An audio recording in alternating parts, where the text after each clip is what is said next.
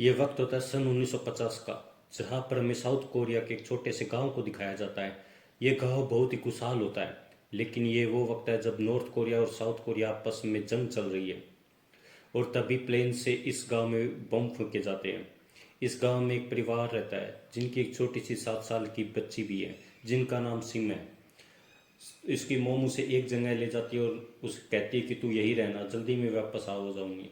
वो सिम को छोड़कर चली जाती है। अब यहाँ नॉर्थ कोरिया की आर्मी आ जाती है, जो सबको बंदी बना लेती है और कुछ लोगों को मार देती है। फिर ये लोग सिम को नहीं देख पाते। सिम वहीं पर अपनी मोम का इंतजार करती रहती है, लेकिन 7 साल की इस बच्ची को नहीं पता कि उसकी मोम अब इस दुनिया में नहीं रही। वही दूसरी तरफ हमें एक सोल्जर को दिखाया जाता है जिसका नाम रॉकी है। रॉकी की एक गर्लफ्रेंड भी है जो उससे बहुत प्यार करती है। अब रॉकी को उसके सीनियर उसके पास बुलाते और कहते हैं कि हमें साउथ कोरिया ने हमसे मदद मांगी है, इसलिए हमें अपनी आर्मी को वहाँ पर भेजना है और हम चाहते हैं कि तुम भी वहाँ पर जाओ। और अब रॉकी को वहाँ पर जाना होगा। हालांकि उसकी गर्लफ्रेंड उससे ऐसा नहीं चाहती, लेकिन वो उसे समझाता है कि हमारे देश को हमारी ज़रूरत है और हमारे देश की ज़रूरत है साउथ कोरिया को। और वो अपनी बटालियन के साथ साउथ कोरिया के लिए निकल जाता है और वे समुद्र का सफ़र तय करके साउथ कोरिया पहुंचते हैं। और जब ये अपने रूम में होते हैं तब वो वहाँ पर बहुत सारी चींटियाँ आ जाती है, लेकिन रॉकी इन चींटियों को नहीं मारता। ये उन्हें खाना देता है और यहाँ हमें पता चलता है कि रॉकी एक नेक दिल इंसान है। कभी भी वो जंग के फेवर में नहीं था, लेकिन अब क्योंकि उसके देश ने उसे जंग पर भेजा है तो उसे जंग लड़नी होगी।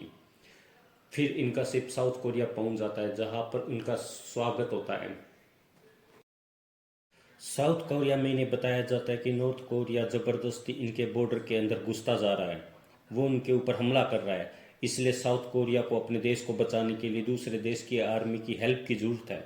अब ये सब के सब अपनी अपनी बटालियन के साथ अपने अपने ग्रुप के साथ बॉर्डर की तरफ निकल पड़ते हैं। रास्ते में दिखाया जाता है कि जहाँ पर नॉर्थ कोरिया ने हर जगह पर तबाही मचा रखी होती है, लोग बेघर हो गए होते हैं। लगातार आगे बढ़ने के बाद एक जगह ये सब के सब रुक जाते हैं, जहाँ पर रॉकी का दोस्त उसका साथी उसे बताता है कि अमेरिका से अभी खबर आई है कि जल्दी ये जंग ख़त्म होने वाली है और हम सब के सब अपने घर वापस चले जाएंगे। और तभी यहाँ पर नॉर्थ कोरिया के जहाज़ इनके ऊपर हमला कर देते हैं, जिससे यहाँ पर बहुत तबाही होती है। इनका कम्युनिकेशन सिस्टम पूरी तरह तबाह हो जाता है। इसका मतलब ये है कि अब ये किसी से भी कांटेक्ट नहीं कर सकते।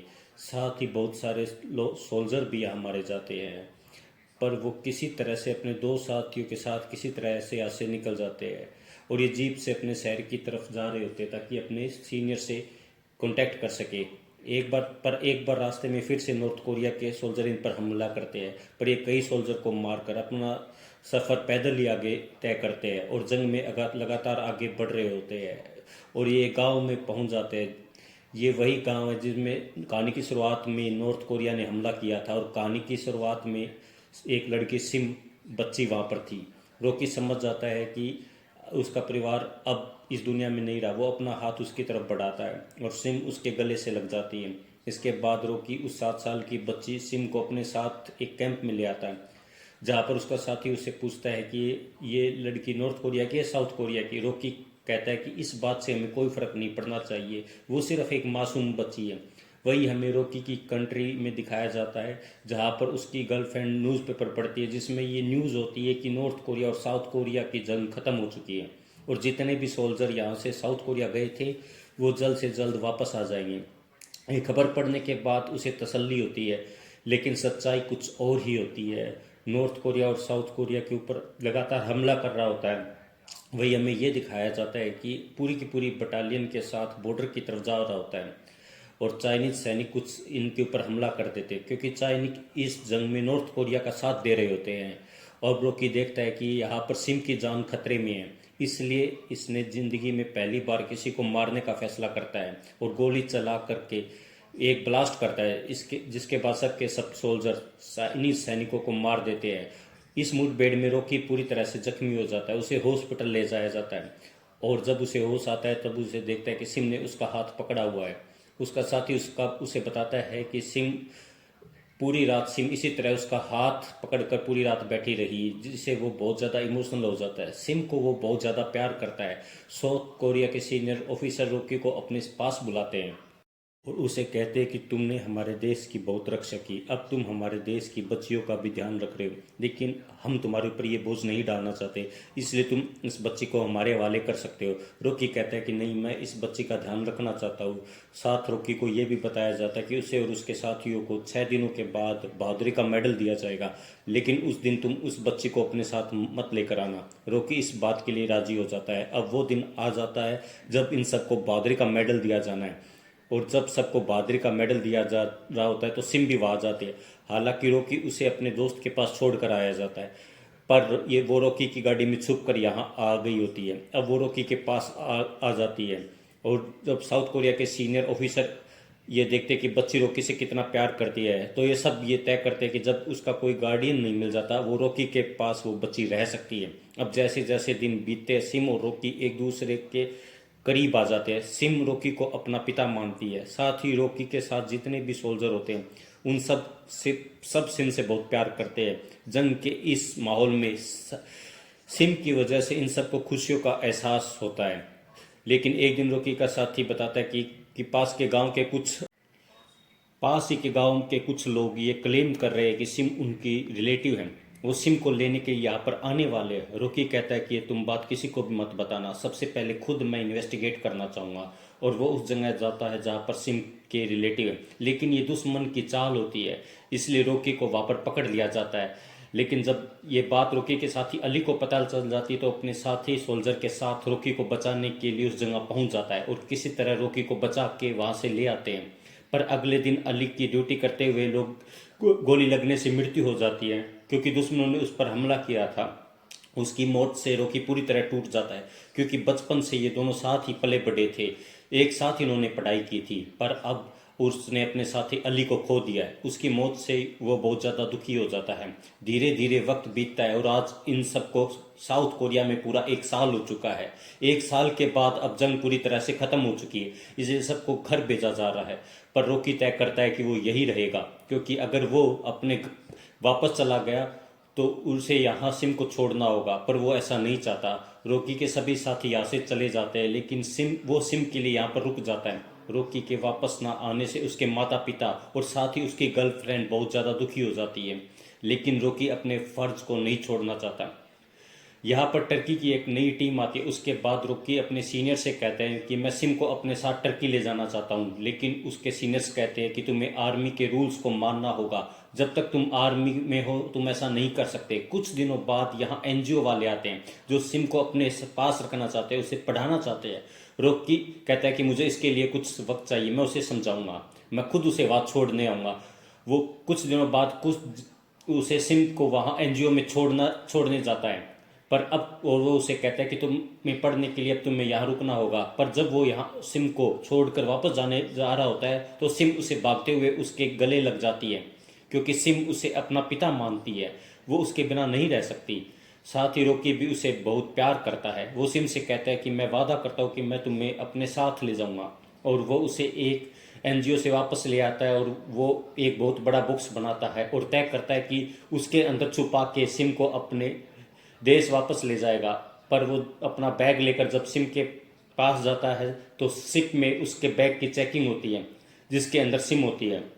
और अब उसे उसे सीनियर बुलाते हैं और उसे, हालांकि उसे कोई सज़ा तो नहीं दी थी, पर उसे कहा जाता है कि तुम्हें यहाँ टर्की वापस चले जाना चाहिए। पर रॉकी कहता है कि मैं सिम के बिना वापस नहीं जा सकता। उसका सीनियर उसे समझाता है कि फ़िलहाल तुम चले जाओ, और सिम को वादा करता है कि वापस उसे लेने ज़रूर आएगा। सिम को कुछ भी समझ में नहीं आ रहा होता है, उसकी आंखों में सिर्फ आंसू होते हैं। और अब रॉकी वहाँ से टर्की वापस आ जाता है। यहाँ आने के बाद उसे पता चलता है कि उसकी गर्लफ्रेंड की एंगेजमेंट हो चुकी है। वो उसे मिलने के लिए जाता है और उसका कारण पूछता है। गर्लफ्रेंड कहती है कि तुमने कभी मेरी परवाह नहीं की, उस बच्ची की वजह से तुम वापस नहीं आए, इसलिए मैंने अब सगाई कर ली है। इस बात से उसका दिल टूट जाता है और उसके बाद अपनी बचपन की दोस्त से शादी कर लेता है, जो हमेशा उससे प्यार करती थी। अब शादी के बाद इनकी ज़िंदगी बहुत अच्छी होती है, लेकिन रॉकी हमेशा से सिम को याद करता है। जब उसकी पत्नी को यह बात पता चलती है, तो वो तय करती है कि वो सिम को ढूंढेगी।